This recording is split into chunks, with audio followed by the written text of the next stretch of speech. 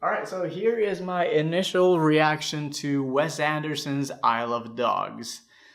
I have very mixed feelings about this. I think this is one of his weakest films, which is a shame because I loved his past three films. I loved Fantastic Mr. Fox, I loved Moonrise Kingdom, and I loved The Grand Budapest Hotel. It was one of my favorite movies of 2014. And I Love Dogs is not terrible, but I was definitely expecting something better and a lot smarter. But let's start off with the things I liked because I don't want to come off as trashing this movie because there is a lot to like about I Love Dogs. One of them being the stop motion animation. It's gorgeous. It's amazing. It's meticulous and detail oriented. And you can tell that the animators put so much effort into creating this world and these characters. And, just from the purely visual standpoint, this movie looks great. I also loved the voice acting. I think the voice performances are great. Usually Wes Anderson movies have a fantastic cast, and this movie is no exception. It has people like Bryan Cranston, Scarlett Johansson, Edward Norton, Bill Murray, of course, Jeff Goldblum, Harvey Keitel. The usual Wes Anderson gangs. So I loved hearing these people doing the voice of these very quirky characters. And I also love Alexander Desplat's score. It's great score. And I admire the fact that it has some things to say about, immigration, animal abuse, and authoritarian government. I know some people are saying you can look at this movie as what the Americans did to the Japanese people in America during the World War II, the Japanese internment camp.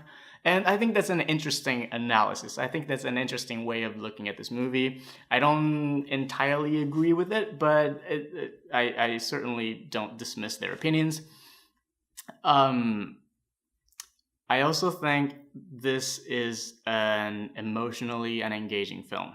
As much as I liked watching these characters going on a journey, these quirky characters doing really weird things, there was never a moment in it that I genuinely cared about these characters. I was very much looking at this movie. I was never looking with these characters. And that's a shame because, films like Moonrise Kingdom and The Grand Budapest Hotel, you care about the main characters. But this movie, I found it emotionally hollow. And then there's the whole cultural appropriation thing.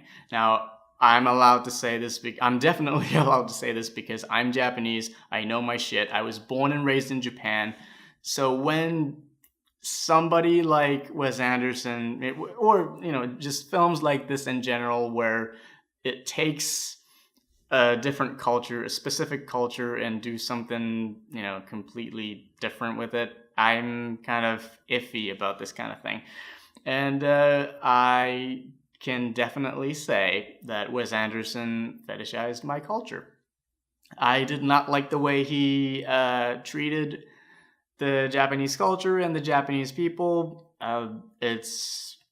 Some of them was very stereotypical, some racial stereotypes, and it was not. It was. There were some offensive moments that I didn't expect to see in a Wes Anderson movie. I thought he was, he should know better.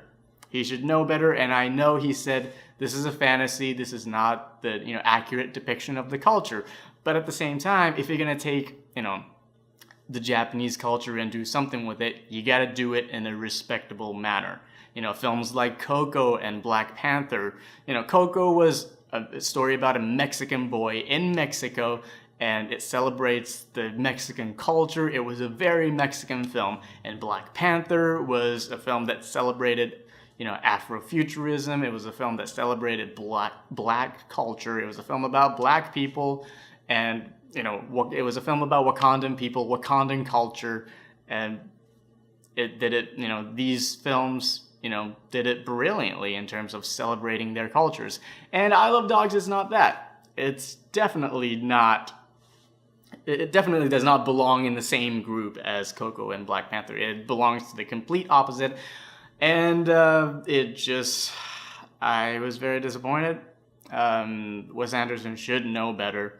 And I'm definitely going to make a separate video about just me talking about why I found a lot of the things in I Love Dogs offensive and very stereotypical and very insensitive. I was surprised that this, film had somebody like Ken Watanabe and Yoko Ono, like really famous Japanese, artists. So yeah, I'm very disappointed in this. It's not terrible, but I was expecting something better. I'm definitely going to do a separate video about talking about the cultural appropriation. But yeah, I Love Dogs, not terrible, but wasn't that good. It's okay.